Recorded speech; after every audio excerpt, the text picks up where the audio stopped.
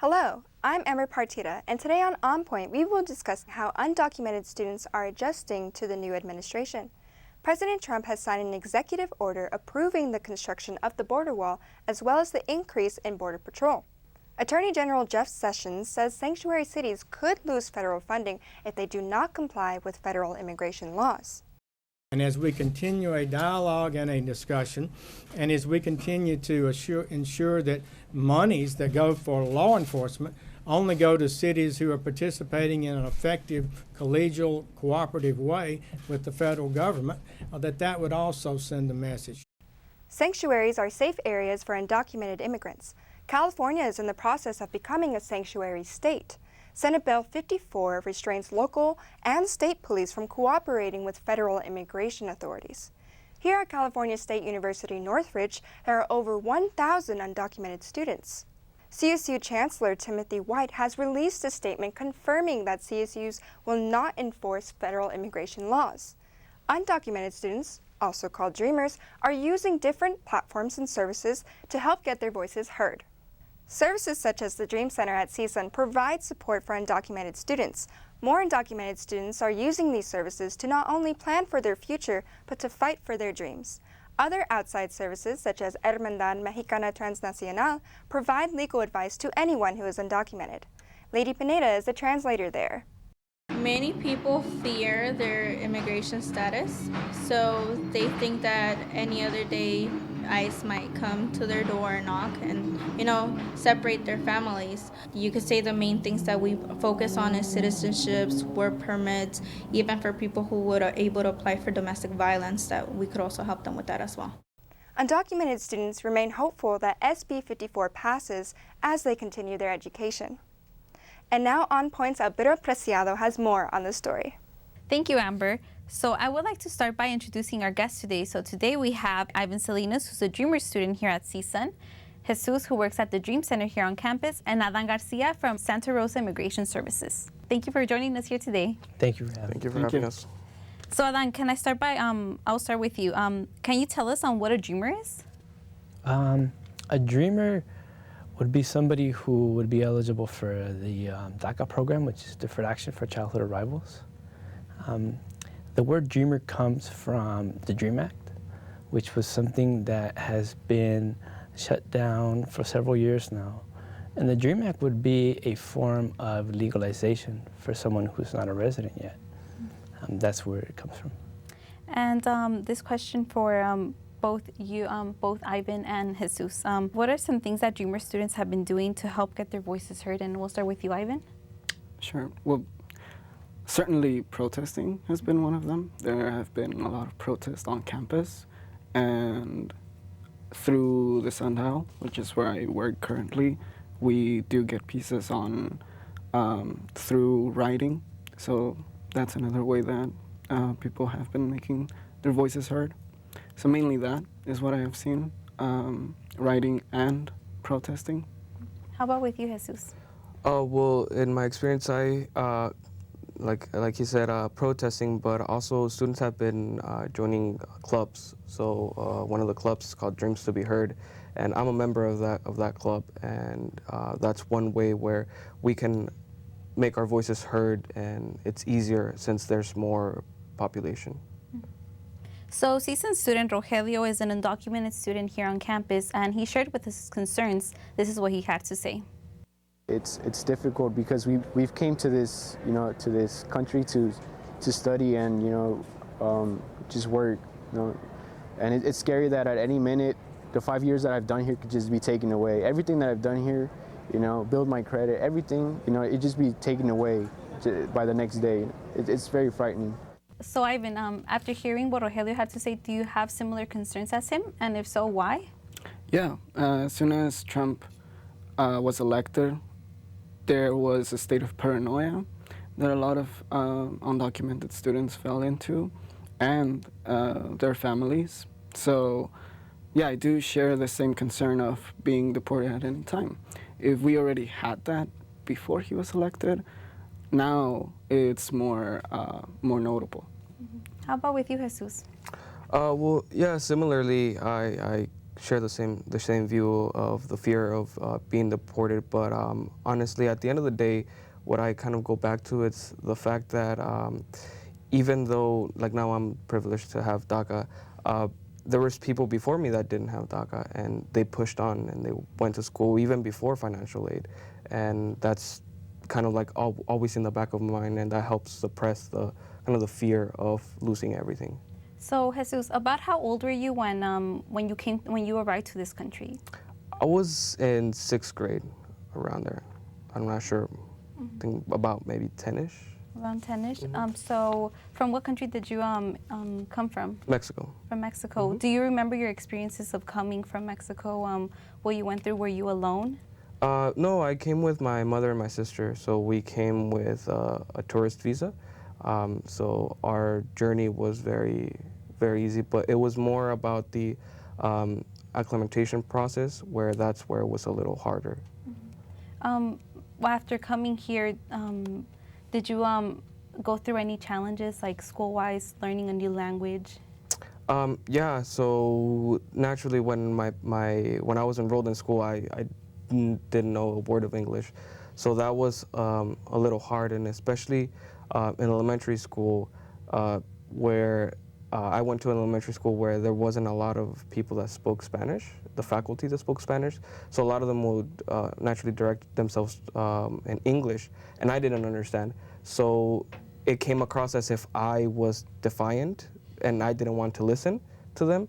So a lot of times I was reprimanded, but I didn't know why I was being reprimanded, and it was because I wasn't following orders, as they said, but I didn't know the orders that they were being told. Yes, and I'm pretty sure a lot of Dreamer students can agree with that. Ivan, can you actually tell us about how old you were when you arrived to this country? Yeah, I was 10 years old. And from what part you? I came from Mexico City.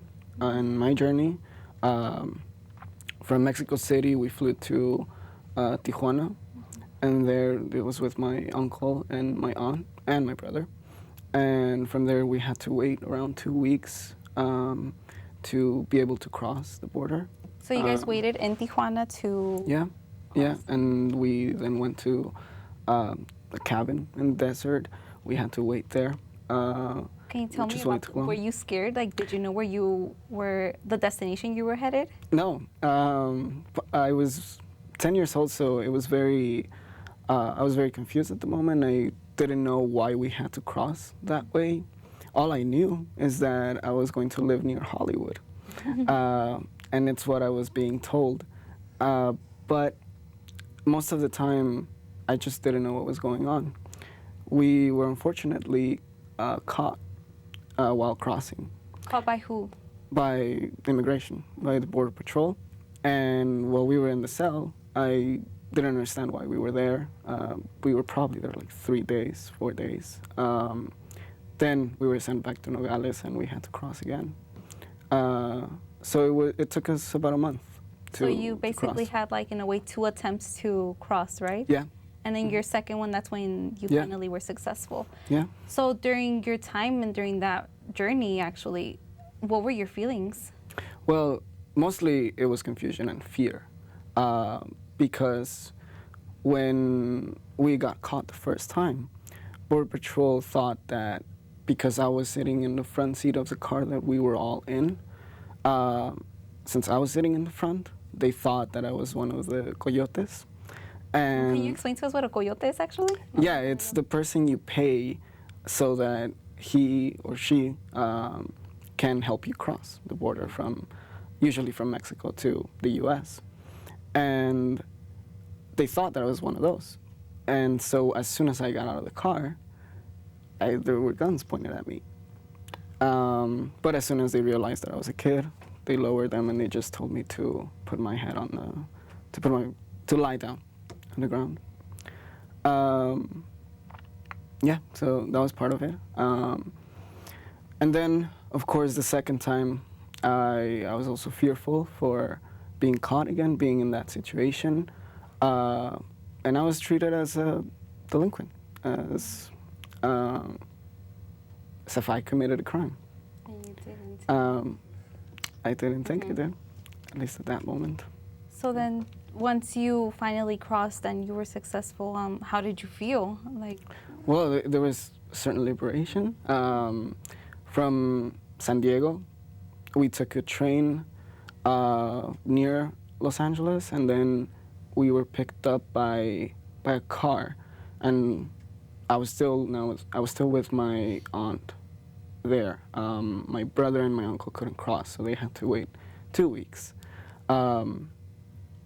But yeah, I was with my aunt and my no, it was just the two of us. Sorry, and I remember seeing the city of LA, and that was it was a really happy moment because I knew that I was going to see my mom and my dad again, and the rest of my the rest of the family that lived here.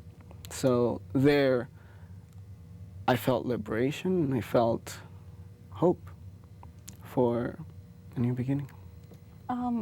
can you actually tell me, how was your life like before you came to the U.S.? Like, how was your life in Mexico?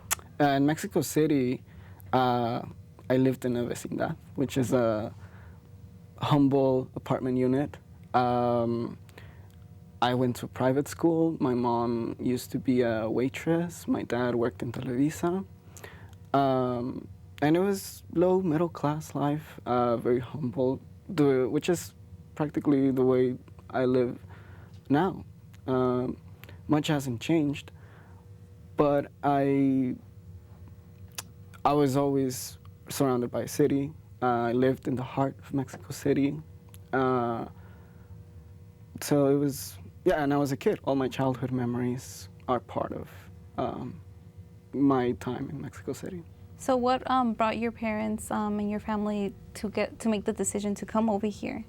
It was necessity. As far as I know, my dad simply had the urge to want something better for his life. And since we had family here in LA and they were doing well, he decided to cross. And this was around 2003 or so, which was the economy in the US was booming. And so he came here, and my mom followed. Mm-hmm. My mom followed him in 2007. That's where she came. They came by themselves. And then around 2008, my uncle and my aunt went to Mexico. They paid a visit, and my parents took the opportunity to bring me and my brother with them. Yeah, and that's it. Yeah. So when you actually arrived here and started going to school, were there any barriers or any challenges with assimilating and, you know, getting used to a new language as well? Of course. I remember I came to school the last 2 weeks of 4th grade, and I didn't understand a word of what the teacher would tell me. I had to be with a teacher that was bilingual, and fortunately, there were about 4 or 5 students that just spoke Spanish, and I was able to bond with them. They were going through similar situations, but I think none of us understood at that moment the position that we were in. Mm-hmm. I didn't know if they were undocumented or not, but I just knew that they came from other Latin American countries, and so I was able to, we were able to share experiences. But yeah, I don't think we quite understood what was it that we were going through. But there was certainly that barrier. And through summer, I was able to pick up the language faster. And by 5th grade, I was pretty fluent in English. So since arriving, how has your life changed since coming to the U.S.? A lot. Being in contact with my dad and my mom certainly took a toll on it because my dad influenced me. I learned the taste of music that I have and my interests, and I was able to exploit them here. I wonder what my life would have been like if I would have stayed in Mexico, but now that I'm here, this country and my surroundings, I have been able to exploit the full potential of what I can do, specifically in the arts through writing. But I'm also very interested in politics. So seeing the politics that are going on in Mexico at the moment, seeing them from an outsider perspective, has an influence on that. I've been able to, to see the outsider perspective of that. And yeah, my life has changed that way. Mm-hmm. So for you, Jesus, as well, how has your life changed since arriving to the U.S.? Well, my life kind of changed drastically.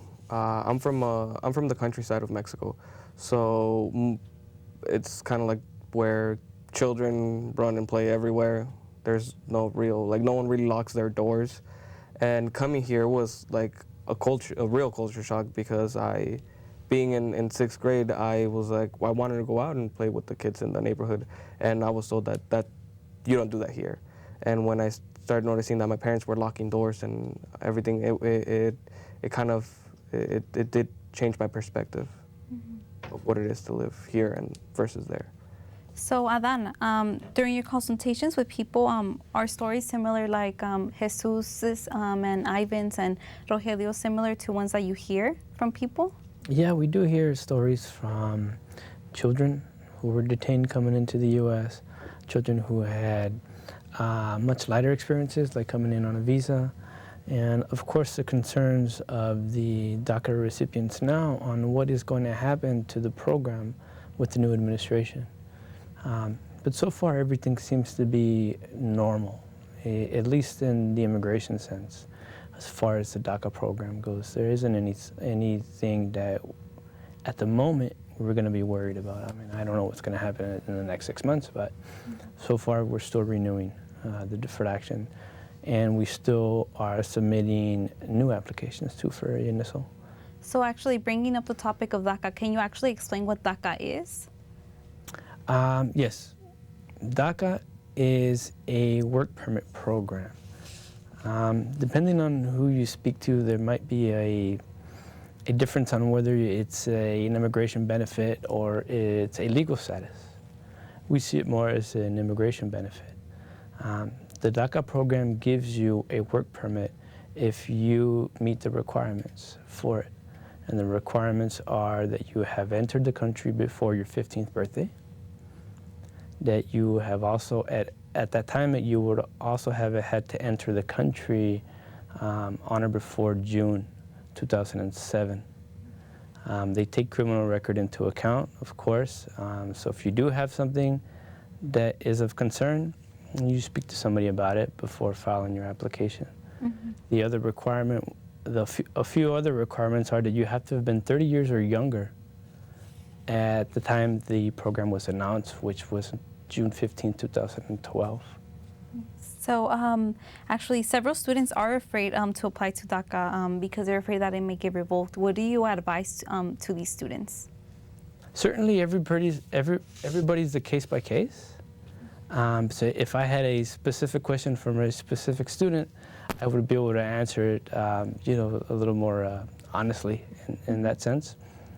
But I think that if you have a permit right now under the DACA program, the best thing to do is hold on to it and renew it, in that sense. So if you guys were afraid at that time, should I do it or should I not, the best thing to do is protect yourself and renew that work permit. As long as you don't have any issues. Again, it goes back to a case by case where have you ever been arrested and anything like that.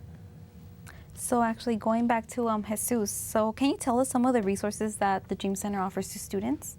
Yeah, so we offer a variety of services. So we provide help with anywhere from your financial aid application, AB 540, residency questionnaire, stuff to do with campus, but also we have legal attorneys and legal entities that come to the center, and they provide legal screenings to see if students can apply for some type of immigration status, as well as we work with CSUN that helps with the, like I said, the immigration screening. We also do work with Loyola Immigrant Clinic, I believe, that they help us with DACA renewals. And we have them come in at the center, and the students come in and renew their DACA there on the spot.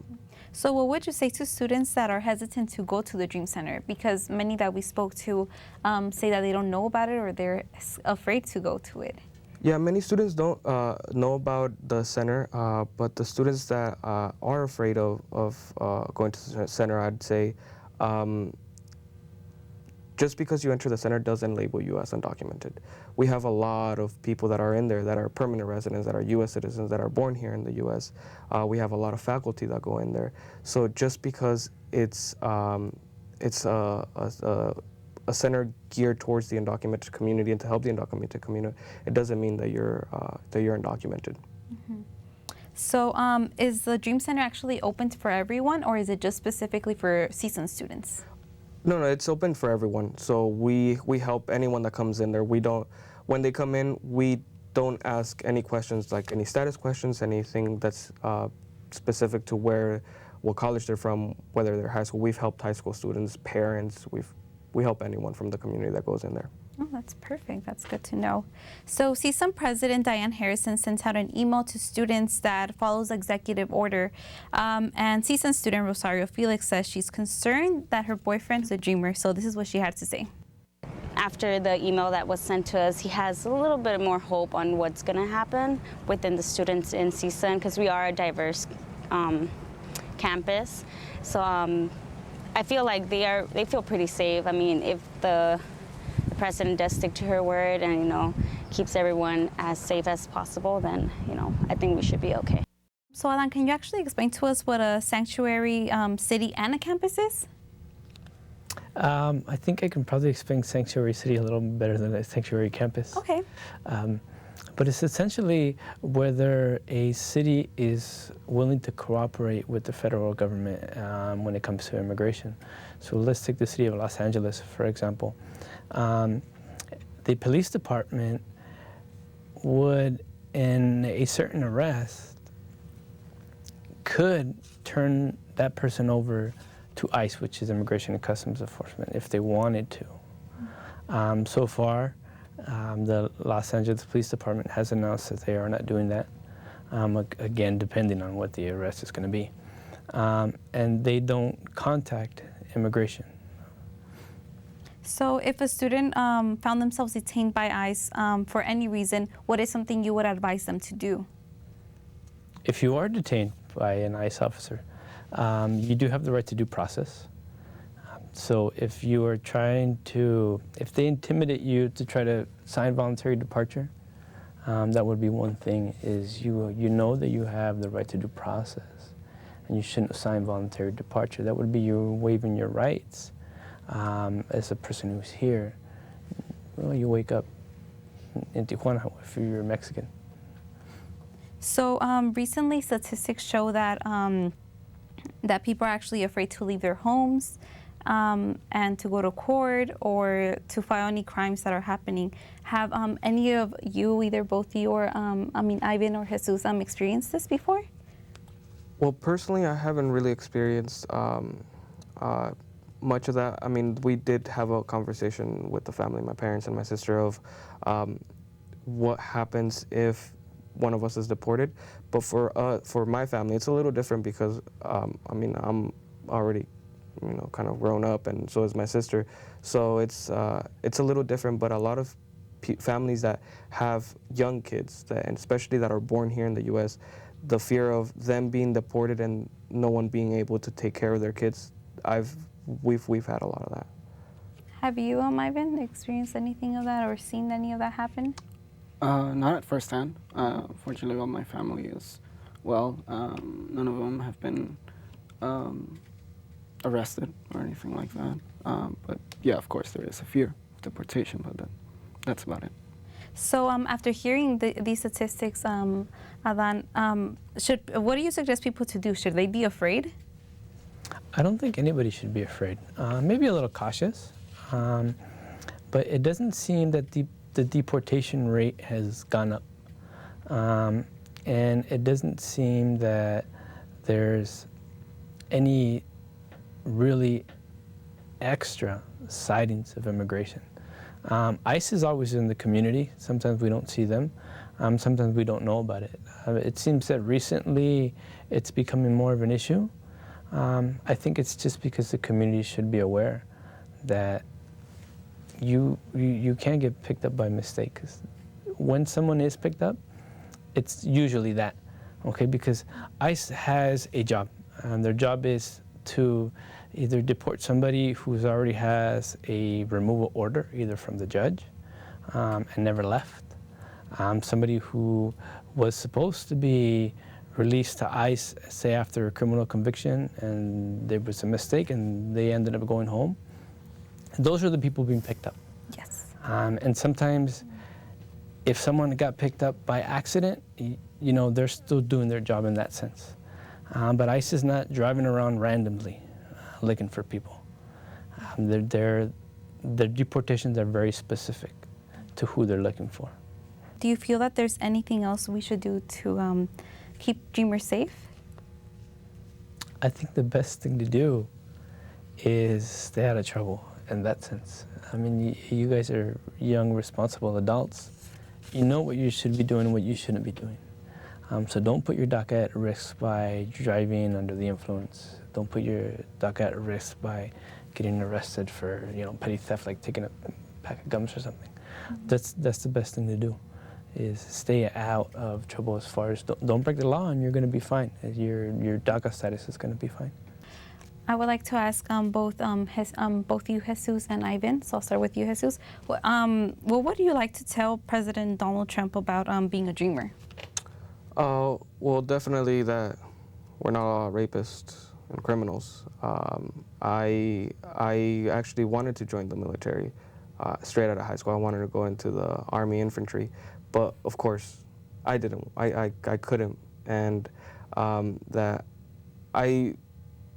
I'm as patriotic as someone that's born here, and I love this country as much as the next person, because this country gave me the opportunities that my home country didn't. This country adopted me. And to this day, my mom still gets upset when I tell her that the day after I get my citizenship or my residency, I'm signing the papers to go into the Army. Mm-hmm. How about with you, Ivan? Yeah, the Dreamers are not criminals, and we are just trying to fit in. We're trying to be Americans. But to him personally, I would just tell him to stop being a demagogue and start being a president. So that's all the time we have. Thank you guys for coming out here today. Thank you for having us. Thank you for watching On Point. You can follow us on social media at CSUN On Point. You can hear us on KCSN 88.5 FM on Sunday mornings at 5:30. You can watch us on Santa Clarita Valley Television on Sundays at 11 and at 5, and on LA 36 on Saturday afternoons at 3. For all of us here on Point, I'm Amber Partida.